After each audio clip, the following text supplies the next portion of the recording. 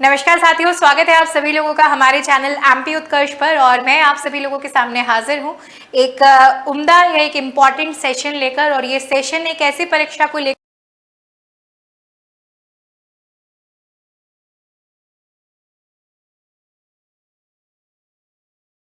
जुलाई में होने वाली है। फॉर्म जो है वो फॉर्म यहाँ पर फिलअप हो चुके हैं, लेकिन फॉर्म फिल करने के बाद अभी भी बहुत सारे बच्चों के सामने एक संदेह है एग्जाम पैटर्न और सिलेबस को लेकर कि एमपी एक्साइज कांस्टेबल का सिलेबस जो है वो क्या है। मैम कहाँ से पढ़ना शुरू करें, कहाँ पर जो है वो खत्म करें, शुरुआत कहाँ से करें, ये सबसे इंपॉर्टेंट होता है। क्योंकि सिलेबस जब बच्चा देखता है ना तो वो इतना वाइड सिलेबस जो है वो बच्चों को दिखाई देता है और वहां पे बच्चे के लिए समझना बहुत मुश्किल होता है कि आखिरकार शुरू करें तो करें कहाँ से। ठीक है, और इसके लिए एक इंपॉर्टेंट गाइडलाइन की जरूरत होती है, गाइडेंस आप लोगों को चाहिए होती है जो गाइडेंस आपको आगे बढ़ने में मदद कर सके। और उसी गाइडेंस के लिए उत्कर्ष हर पल जो है वो आप सभी लोगों के साथ यहाँ पर है। तो MP excise constable 2025 exam pattern और एग्जाम पैटर्न के साथ साथ ही सिलेबस के बारे में अगर हम लोग यहाँ पर क्या करें, चर्चा करें तो बात करते हैं। आप सभी लोगों को पता है कि 1 मार्च तक जो है वो फॉर्म की लास्ट डेट थी। एमपी एक्साइज कांस्टेबल के फॉर्म जो है वो 1 मार्च तक फिल हो चुके हैं। आपके सामने ये एक ऐसी वैकेंसी है जिस वैकेंसी में कांस्टेबल बनने के लिए आपको कोई फिजिकल नहीं देना है, सिर्फ हाइट और चेस्ट के पैरामीटर्स यहाँ पर रखे गए हैं। और वो पैरामीटर्स भी क्या हैं वो मैं आप लोगों के सामने अभी बता दूंगी। लेकिन और दूसरी सबसे इंपॉर्टेंट बात कि यहाँ पर इंग्लिश भी नहीं है। बहुत सारे बच्चों को ना इंग्लिश से भी डर लगता है, तो इंग्लिश को भी एज अ सब्जेक्ट जो है वो यहाँ पर क्या नहीं किया गया है, इंक्लूड नहीं किया गया है। तो आपको सबसे पहली बात यहाँ पर ध्यान रखनी है कि एक्साइज कांस्टेबल का ये जो एग्जाम है ये आपका बिल्कुल एमसीक्यू बेस्ड यहाँ पर रहने वाला है। एमसीक्यू बेस्ड के साथ साथ जो ड्यूरेशन रहने वाला है हमारे एग्जाम का वो 2 घंटे होगा। ठीक है, 2 घंटे में आप सब लोगों के सामने 100 क्वेश्चन होंगे और 100 क्वेश्चन 100 मार्क्स के होंगे। यानी हम लोग यहाँ पर कहेंगे कि ईच क्वेश्चन कैरी 1 मार्क। हर प्रश्न जो है वो आप लोगों के सामने 1 नंबर का है।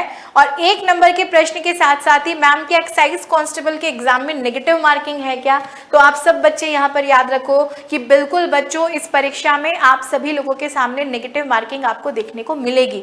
और वो नेगेटिव मार्किंग कितनी है, तो 1/3 मार्क जो है वो आपका डिडक्ट होगा अगर आप किसी एक प्रश्न को क्या कर देते हैं, गलत कर देते हैं। तो जब नेगेटिव मार्किंग हमारे सामने आ जाती है तो थोड़ी सी हमारे कंधों पर जिम्मेदारी और बढ़ जाती है कि अब हमें प्रश्न का उत्तर बहुत सोच समझ के देना है। ठीक है, वो गोला जो हमें काला करना है ना वो बहुत दिमाग लगा के काला करना है, क्योंकि गलती से अगर वो गोला काला हो गया और गलत क्वेश्चन पे हो गया तो ये 1/3 नंबर जो है वो आपका क्या हो जाएगा, डिडक्ट हो जाएगा। उसी के साथ साथ अगर हम लोग बोलें कि सिलेबस जो है वो सिलेबस एक्साइज कांस्टेबल का क्या है, तो आयोग ने जो ये सिलेबस है ये सिलेबस 3 पैरामीटर्स पे यहाँ पे डिसाइड किया है, जिसमें आपके पास सबसे पहले जो है वो जीके वाला पार्ट है, जनरल नॉलेज है। अपने आप में कहने में सिर्फ 2 शब्द हैं बच्चों, कहने में सिर्फ 2 शब्द हैं, जनरल नॉलेज। लेकिन जब हम इन्हीं शब्दों की विस्तृत व्याख्या देखते हैं तो इसमें हिस्ट्री भी आती है, इसमें पॉलिटी भी आती है, इसमें सिविक्स भी आती है, इसमें इकोनॉमिक्स भी आती है, इसमें कल्चर भी आप लोगों के सामने आता है, स्टैटिक वाला पार्ट भी आ जाता है। तो एक वाइड जो है वो वाइड ब्रांच है। तो जीके के जो है वो जनरल नॉलेज के आपके पास 40 क्वेश्चन रहेंगे। हर क्वेश्चन क्योंकि 1 नंबर का है तो 40 मार्क्स की यहाँ पर जीके है। 30 मार्क्स जो है 30 मार्क्स में आप लोगों के पास मेंटल एप्टीट्यूड यानी मैथ्स शामिल होने वाला है। और अगर हम लोग यहाँ पर बात करें तो आपके पास बाकी के 30 नंबर में साइंस भी आएगा और सिंपल अर्थमेटिक भी आएगा। अब बात अगर हम लोग यहाँ पर करें टॉपिक्स की कि मैम जनरल नॉलेज में क्या क्या टॉपिक्स हमारे पास रहेंगे, तो ये जो आपके पास सिलेबस है ये सिलेबस है आपका बेसिकली जनरल नॉलेज का। एक्साइज कांस्टेबल के जनरल नॉलेज में क्या क्या टॉपिक्स जो है वो इंक्लूड किए जाएंगे, तो देखो यहाँ पर सबसे पहली चीज है नेशनल और वर्ल्ड अफेयर्स। आपका जब भी एग्जाम हो आपको याद रखना है कि आजकल सभी एग्जाम में करंट अफेयर्स एक बहुत इंपॉर्टेंट रोल प्ले करता है। ठीक है, करंट अफेयर्स के क्वेश्चंस जो है वो हमारे एग्जाम में आते हैं, लेकिन वो करंट अफेयर कहाँ से पूछा जाएगा इसका अजम्पशन क्रिएट करना हमारे लिए बहुत मुश्किल होता है। तो जब भी हमारा एग्जाम है, सपोज मैं अगर आपके मान रही हूँ कि आपका एग्जाम जो है वो जुलाई में होने वाला है, तो आपको जुलाई से पिछले 6 महीने का करंट अफेयर्स अपनी परीक्षा के लिए तैयार करना है। किसी भी एग्जाम जब होता है उससे लास्ट 6 मंथ का करंट अफेयर्स जो है वो हमें पढ़ना बहुत जरूरी होता है। तो सिर्फ राष्ट्रीय ही नहीं बल्कि अंतरराष्ट्रीय मुद्दे भी यहाँ पे शामिल होंगे। इंडियन हिस्ट्री जो है वो भी यहाँ पर क्या की जाएगी, पूछी जाएगी। वर्ल्ड हिस्ट्री भी यहाँ पर पूछी जाएगी। ज्योग्राफी से भी यहाँ पे प्रश्न जो है वो प्रश्न आपके सामने आएंगे। पॉलिटी से भी आएंगे, इकोनॉमिक्स से आएंगे, स्पोर्ट्स से रिलेटेड न्यूज भी जो है वो आपसे पूछी जाएगी। हमारे इंडिया के जो फेमस प्लेसेस हैं और फेमस प्लेसेस के साथ साथ साथ ही अगर हम लोग इस कल्चर की बात करें तो स्पेशल फोकस जो है वो मध्य प्रदेश पे रहने वाला है। स्पेशल फोकस कहाँ रहने वाला है? एमपी यानी मध्य प्रदेश पे रहने वाला है। यानी मध्य प्रदेश के जितने भी प्रसिद्ध स्थान हैं, मध्य प्रदेश का जो कल्चर है, मध्य प्रदेश से जुड़ी हुई जो जीके की खबरें हैं, वहां पर जो है वो वहां पर प्रश्न आपसे ज्यादा पूछे जाने की संभावना है, क्योंकि वैकेंसी जो है वो कहाँ की है? एमपी की यहाँ पर है। तो ये जीके वाला जो है वो जीके वाला यहाँ पर पार्ट है। जीके में ये सारे सब्जेक्ट्स जो है वो आपके क्या होंगे? इंक्लूड होंगे।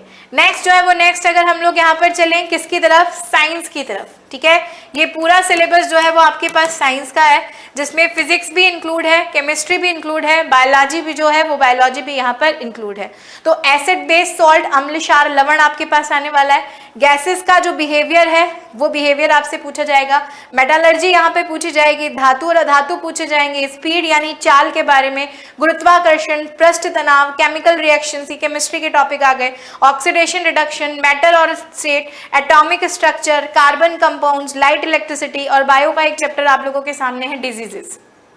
ठीक है, तो यहाँ पर ये सारे चैप्टर साइंस से आने वाले हैं और आपको याद रखना है कि ये जो हमारे एक्साइज कांस्टेबल का सिलेबस है इसमें मेजर पार्ट फिजिक्स और केमिस्ट्री का दिया गया है। बायो का पार्ट जो है वो सिर्फ आपका 20-30% ही है। मेजर जो पार्ट है वो पार्ट फिजिक्स और केमिस्ट्री का यहाँ पर क्या है? इंक्लूड है। फिर अगर हम लोग यहाँ पर चलते हैं किसकी तरफ? फिर हम लोग चलते हैं यहाँ पर अगर मैथमेटिक्स की तरफ, यानी साइंस और सिंपल अर्थमेटिक जो वहां पे दे रखा था 30 नंबर का, तो 30 नंबर में मैं मान सकती हूँ कि अगर 30 नंबर दोनों के लिए दे रखे हैं तो मैम 15 नंबर की हमसे साइंस पूछी जाएगी और 15 नंबर में हम लोगों से ये मैथ्स जो है वो पूछी जा सकती है। तो मैथ्स में रेशियो और प्रोपोर्शन आपका टॉपिक है। यानी अगर आप सिर्फ एक्साइज कांस्टेबल नहीं, अगर आप कॉम्पिटिशन की जंग में कूद चुके हो और बहुत सारे एग्जाम्स की तैयारी कर रहे हो, तो मुझे पता है कि maths, reasoning, GK, science, English, Hindi, ये कुछ ऐसे सब्जेक्ट हैं जो हर एग्जाम में अपनी एक इंपॉर्टेंट भूमिका यहाँ पर निभाते हैं। तो हमारे ये मैथ्स के टॉपिक लगभग हमने पहले भी पढ़ रखे होंगे, तैयार कर रखे होंगे, और अगर आप पहली बार परीक्षा दे रहे हैं तो आप इनको बहुत अच्छे से रेडी कर लीजिए। ये नहीं कि सिर्फ एक्साइज कांस्टेबल के लिए पढ़ना है, इन्हें बहुत अच्छे से कॉन्सेप्चुअली तैयार कीजिए, क्योंकि आगे भी बहुत सारे एग्जामिनेशन में ये सारी चीजें आपके काम आने वाली हैं। तो ratio, proportion, average, profit loss, mixture alligation, time distance, time work, basic algebra, square, hemisphere, cylinder, right circular cone, cone, circle, polygon, quadrilateral triangle, ये सारी चीजें जो है वो मैथ्स में भी यहाँ पर इंक्लूड होने वाली हैं। साथ ही साथ अगर हम लोग रीजनिंग के बारे में यहाँ पर क्या करते हैं? बात करते हैं, तो आप सब लोगों को बात यहाँ पर जानना है कि मैम रीजनिंग जो है, इस रीजनिंग से भी ये सारे टॉपिक हमारे पास आने वाले हैं। नंबर रैंकिंग है, डिसीजन मेकिंग है, एनालॉजी है, स्टेटमेंट आर्ग्यूमेंट्स है, अर्थमेटिक रीजनिंग, सिलॉजिज्म है, ब्लड रिलेशन है, डेटा इंटरप्रिटेशन है, कोडिंग हो गया, डायरेक्शन हो गया, नॉन वर्बल सीरीज हो गई, क्लॉक कैलेंडर हो गया, सिटिंग अरेंजमेंट हो गया, अल्फाबेट सीरीज हो गई, ये सब जो है वो सब हम लोगों से रीजनिंग के तहत भी यहाँ पर क्या किए जाएंगे? पूछे जाएंगे। तो this is all about what, ये आपका कंप्लीट सिलेबस हो गया एक्साइज कांस्टेबल का। और मैंने आप लोगों से कहा कि बिना फिजिकल का एग्जाम है, यानी यहाँ पे कोई दौड़ नहीं करनी है, कोई लंबी कूद नहीं होने वाली है, कोई गोला फेंक नहीं होने वाला है, सिर्फ आपका हाइट और चेस्ट का पैरामीटर है, जिसमें भी गर्ल्स के लिए तो ये पैरामीटर रखा ही नहीं गया है। हाइट आपको याद रखना है कि आपका, वैसे सबने जो फॉर्म भरा होगा वो ये क्राइटेरिया देख के भरा होगा, है ना? जितने भी बच्चों ने फॉर्म भरा है इस क्राइटेरिया को जरूर देख के फॉर्म भरा होगा कि अगर आपका हाइट और चेस्ट इस पैरामीटर में आ रहा है तो ही आप एलिजिबल है, वरना तो आप एलिजिबल ही नहीं है इस फॉर्म के लिए। तो रिटन की तैयारी करने से भी क्या फायदा। तो this is all about the complete syllabus. 100 questions हैं, 100 मार्क्स हैं, और ये सारे टॉपिक्स जो हैं वो यहाँ पर हम लोगों को इसमें क्या करने हैं? कवर करने हैं। तो एक अच्छी वैकेंसी है, खासकर उन बच्चों के लिए जिनको फिजिकल से डर लगता है, जिनको ये लगता है कि मैम मेरा फिजिकल क्लियर नहीं हो पाएगा, मैं रिटन तो क्लियर कर लूंगा लेकिन कहीं ना कहीं फिजिकल मेरे लिए एक बहुत बड़ी बाधा है पुलिस की नौकरी के लिए। तो उनके लिए एक्साइज कांस्टेबल एक अच्छी जो है वो अच्छी वैकेंसी यहाँ पर आपके सामने होने वाली है। अब कहीं ना कहीं बहुत सारे बच्चों के अंदर ये डर है कि मैम तैयारी करें तो करें कैसे। तो देखो, उत्कर्ष का परिवार जो है वो आप लोगों के साथ हर समय हर वैकेंसी में साथ रहता है। मध्य प्रदेश आबकारी आरक्षक का बैच जो है वो बच्चों आप लोगों को याद रखना है 25 मार्च से शुरू हो चुका है। और 25 मार्च से शुरू हुआ ये जो बैच है, इस बैच की प्राइस, एक्चुअल प्राइस 3000 रुपीज है, लेकिन अभी ये बैच आपको 1100 रुपीज में मिल रहा है। और इन 1100 रुपए में आप सभी लोगों को याद रखिएगा, आप यहाँ पे मैथ्स भी पढ़ेंगे, रीजनिंग भी पढ़ेंगे, साइंस भी पढ़ेंगे, और जीके का जो कंप्लीट पार्ट है, special respect to the Madhya Pradesh, वो भी यहाँ पर आपको इसी बैच में पढ़ने के लिए मिलेगा। यानी आबकारी आरक्षक की एक संपूर्ण तैयारी जो है, वो संपूर्ण तैयारी आप हमारे इस लाइव फ्रॉम स्टूडियो बैच से जुड़कर जो है वो कर सकते हैं। तो याद रखिएगा, अगर आपने अभी तक इस बैच के लिए एनरोल नहीं कराया है तो परीक्षा जो है वो परीक्षा आप सभी लोगों को पता है जुलाई में है। आप इस बैच से जुड़कर अपने एक्साइज कांस्टेबल की इसी पर्टिकुलर वैकेंसी को सुनिश्चित कर सकते हैं, कहीं ना कहीं एक ठोस तैयारी कर सकते हैं। और ये तैयारी सिर्फ एक्साइज कांस्टेबल में काम नहीं आएगी, आप और भी जितने भी एग्जाम्स दे रहे हैं वहां भी ये तैयारी आपके काम में आने वाली है। ठीक है, तो ये हम लोगों को ध्यान रखना है। तो उत्कर्ष आप लोगों के साथ हर मोड़ पर खड़ा हुआ है, आप सभी बच्चे जो हैं वो इस बैच के साथ यहाँ पर जुड़ सकते हैं। और यहाँ पर साइंस के लिए मैं तो आप लोगों के साथ जुड़ूंगी, लेकिन साथ ही साथ मैथ्स, रीजनिंग और जीके की भी शानदार फैकल्टीज जो हैं वो हम लोगों के पास हैं, जो आप लोगों को इन सब्जेक्ट की पुख्ता तैयारी यहाँ पर कराएंगे। तो जल्दी से एनरोल कर लीजिए और इवन अपने मैक्सिमम साथियों तक शेयर कर दीजिए। और आने वाली सभी अपडेट्स के लिए अगर आपने अभी तक चैनल को सब्सक्राइब नहीं किया है तो जल्दी से सब्सक्राइब भी यहाँ पर कर दीजिए। Thank you so much, goodbye and take care बच्चों।